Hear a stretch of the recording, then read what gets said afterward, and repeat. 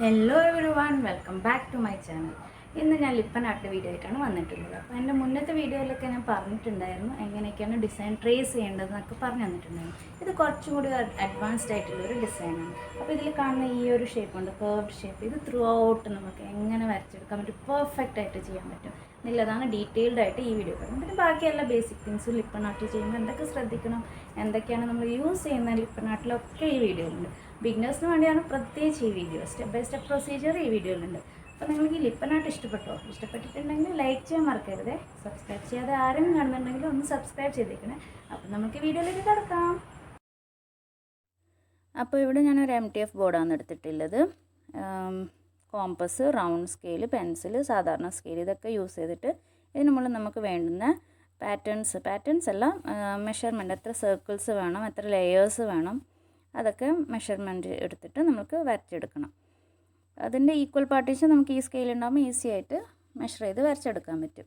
പിന്നെ സെൻറ്ററിലൊരു വലിയ സ്കെയിലാണ് വരയ്ക്കുന്നത്. ഇവിടെയാണ് ഞാൻ ഈ പാറ്റേൺ വരയ്ക്കാൻ പോകുന്നത്. അപ്പോൾ ഈ പാറ്റേൺ നമ്മൾക്ക് ഒരുപോലെ എങ്ങനെ കിട്ടണം എന്നുള്ളതാണ് ഈ വീഡിയോയിൽ പ്രത്യേകിച്ച് ഞാൻ പറയാൻ പോകുന്നത്.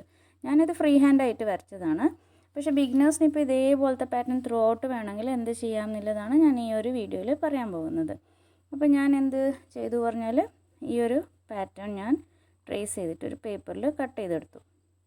ഇനി കട്ട് ചെയ്ത പേപ്പർ നമുക്കിതുപോലെ ഓരോ സെക്ഷനിൽ, നമ്മളിതിനെ സെക്ഷനായിട്ട് ഡിവൈഡ് ചെയ്തിട്ടുണ്ടാവണം. അപ്പോൾ നമ്മൾ ഓരോ സെക്ഷനിൽ ഇതിനിവിടെ ഇങ്ങനെ വെച്ചിട്ട് ഇതിൻ്റെ ഔട്ട്ലൈൻ വരച്ചെടുക്കും. അപ്പോൾ നമുക്ക് സെയിം ഷേപ്പ്, സെയിം സൈസിൽ തന്നെ അത് കിട്ടിക്കോളും. കണ്ടോ, ഈസി അല്ലേ ഈ ഒരു ടെക്നിക്ക്? അതേപോലെ ഔട്ടർ ലെയറിൽ കുറച്ച് വലിയൊരു ഷേപ്പായിരുന്നു, അതിന് വേണ്ടുന്ന കട്ടിങ് ഞാൻ അതേപോലെ കട്ട് ചെയ്തെടുത്തു. ഇതിനെ നമുക്ക് സ്റ്റെൻസിൽ എന്ന് പറയാം.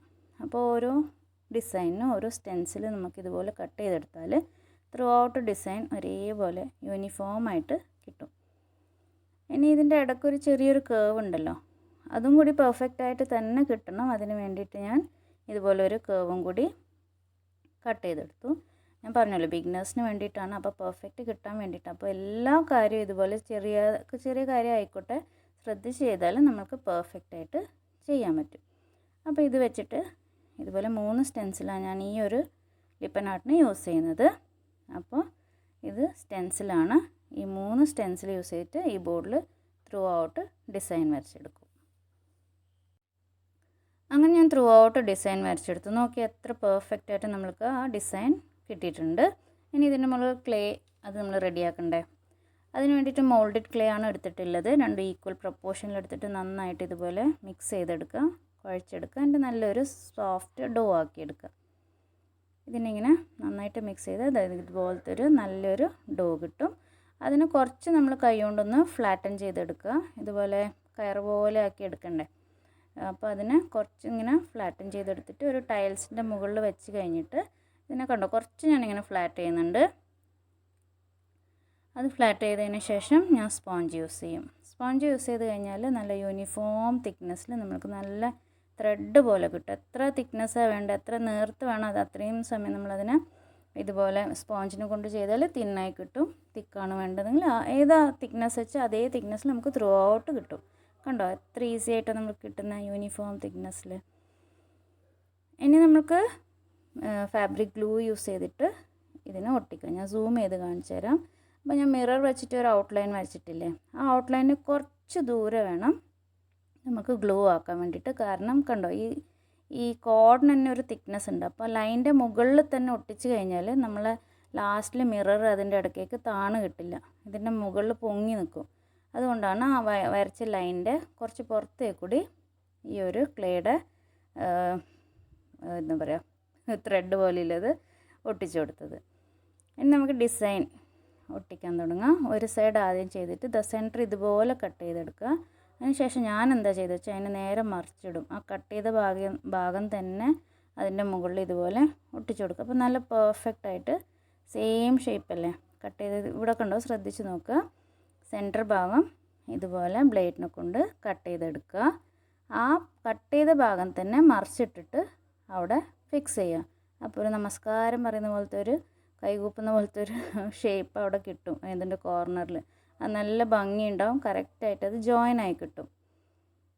അപ്പോൾ ഞാൻ ഇതൊന്നും അധികം വീഡിയോസിൽ കണ്ടിട്ടില്ല, ഇതൊക്കെ എൻ്റെ സ്വന്തം ഐഡിയാസാണ്. എന്നിട്ട് പെൻസിലിനെ കൊണ്ട് നമ്മൾ കറക്റ്റാക്കി എടുക്കുക. ഓരോ ഷേപ്പും കറക്റ്റാക്കി എടുത്തതിന് ശേഷം മാത്രം നെക്സ്റ്റിലേക്ക് പോവുക. അതാണ് ശ്രദ്ധിക്കേണ്ടത്. ഒരു 5 മിനിറ്റ് കഴിഞ്ഞിട്ട് ഇത് 2 ചെയ്ത് ചെയ്യാൻ വെച്ചാൽ നടക്കില്ല. അതിൻ്റെ ഷേപ്പ് കറക്റ്റ് കൊടുക്കാൻ പറ്റില്ല. അപ്പോൾ ഇതുപോലെ കണ്ടോ, ഓരോ യൂണിറ്റും ചെയ്തെടുത്ത് ത്രൂ ഔട്ട് ഞാനത് ഒട്ടിച്ചെടുത്തു. കണ്ടോ, പെർഫെക്ഷൻ കണ്ടോ, കറക്റ്റായിട്ട് കിട്ടിയിട്ടുണ്ട്. ഇനി എൻ്റെ അടുത്ത് കുറച്ച് ക്ലേ ബാക്കി ഉണ്ടായിരുന്നു. അത് പിന്നെ വെച്ചാൽ എന്താ പറയുക കട്ട കെട്ടി പോകുന്നുണ്ട് ചിലപ്പോൾ. അതുകൊണ്ട് ഞാൻ അതിനെയും കൂടി മിക്സ് ചെയ്തെടുത്തു. പാക്കറ്റിലില്ല, ബാക്കി ക്ലേനെയാണ് ഞാൻ പറഞ്ഞത്. അതിനെയും കൂടി മിക്സ് ചെയ്തെടുത്ത് അപ്പോൾ ഹാഫ് പാക്കറ്റ് അവിടെ വെക്കേണ്ട വിചാരിച്ചിട്ട് അതിന് ഞാൻ ഇതുപോലെ ഒരു ഓവൽ ഷേപ്പ് കൊടുത്തിട്ട് ഇതുപോലെ ഒരു ഏരിയയിൽ ഒട്ടിച്ചു കൊടുത്തു. ഇനി ഇതിൻ്റെ മുകളിൽ ഗെസ്സോ അപ്ലൈ ചെയ്യാനുണ്ട്. ഗെസ്സോ അപ്ലൈ ചെയ്യാൻ വേണ്ടിയിട്ട് ഞാൻ ഈ പ്രാവശ്യം സ്പോഞ്ച് എടുത്ത്, ബ്രഷിനെ കൊണ്ടും ചെയ്യാം. ഞാൻ സ്പോഞ്ചിൻ്റെ മുകളിൽ ഗെസ്സോ ആക്കിയിട്ട് ചെയ്തപ്പോൾ ഇത് ഈ ലെയേഴ്സ് ഉണ്ടല്ലോ നമ്മൾ ക്ലേനെ കൊണ്ട് ചെയ്ത് അതിൻ്റെ മുകളിലൊക്കെ ചെയ്യാൻ വളരെ ഈസി ആയിരുന്നു. അടിഭാഗത്ത് ചെയ്യാൻ കുഴപ്പമില്ല, ചെയ്യാൻ പറ്റുന്നുണ്ടായിരുന്നു. പക്ഷേ എന്താ പറയുക, ഉൾഭാഗം ചെയ്യാൻ ബ്രഷാന്ന് തോന്നി ഈസി, മുകൾ ഭാഗം ചെയ്യാൻ സ്പോഞ്ചാണ് ഈസി.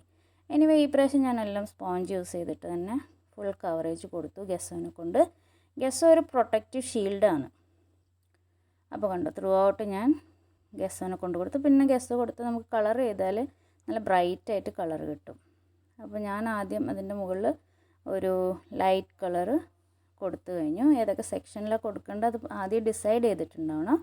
അങ്ങനെ ഞാൻ ഒരു കളർ കൊടുത്തു. ഇനി അതിൽ കുറച്ച് എന്താ പറയുക, വൈബ്രൻ്റ് ആയിട്ടുള്ളൊരു കളറാണ് ഞാനിപ്പോൾ കൊടുക്കുന്നത്.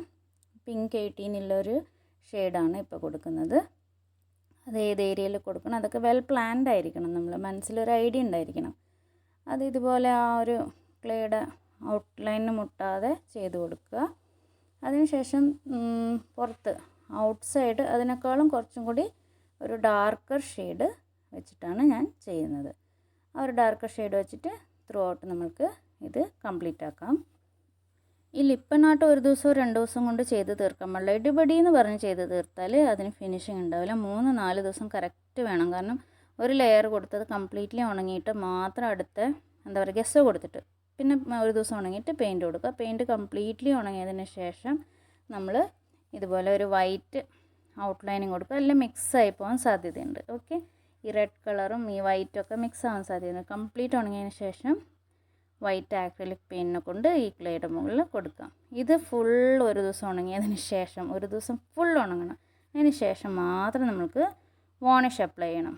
വാർണിഷ് അപ്ലൈ ചെയ്താൽ നല്ലൊരു ഗ്ലേസിങ് വരും. അതുമാത്രമല്ല ഇതിനൊരു പ്രൊട്ടക്റ്റീവ് കോട്ടിങ് കൊടുക്കുന്നതാണ് ലോങ് ലാസ്റ്റിങ്ങിന് വേണ്ടിയിട്ട്. അപ്പോൾ പെയിൻ്റൊന്നും ഉണങ്ങാണ്ട വാർണിഷ് കൊടുക്കുന്നുണ്ടെങ്കിൽ സംഗതി കൊളാവാൻ ആ ഒരു കാരണം മാത്രം മതി. അപ്പോൾ ഞാനിത് 4 ദിവസം 5 ദിവസം എടുത്തിട്ടാണ് ചെയ്യുന്നത്. അതിനുശേഷം മിറർ ഒട്ടിക്കുകയാണ്. മിറർ ഒട്ടിക്കുമ്പോൾ നമുക്ക് നല്ല ധാരണ ഉണ്ടായിരിക്കണം ഏത് ഷേപ്പ് എവിടെ വെക്കണം എന്ന്.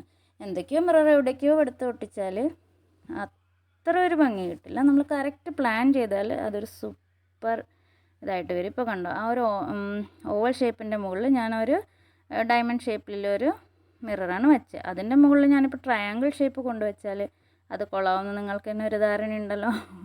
അപ്പോൾ അതുപോലെ വയ്ക്കരുത്. ഇപ്പോൾ ഞാൻ ട്രയാങ്കിൾ ഷേപ്പ് എവിടെ വെക്കുന്നത് നോക്കിയാൽ ആ ഒരു ഡിസൈൻ അതിന് ഗ്യാപ്പ് അവിടെ ഒരു triangle shape mirror correct fit ആവുന്നതാണ്. അതേപോലെ ഈ പുറത്തെ റെഡിൻ്റെ ഏരിയയിൽ അതിൻ്റെ ആ ഒരു ഡിസൈനിൻ്റെ ഷേപ്പ് കണ്ടോ, പോയിൻറ്റിങ് ടുവേർഡ്സ് ഔട്ട്സൈഡ്.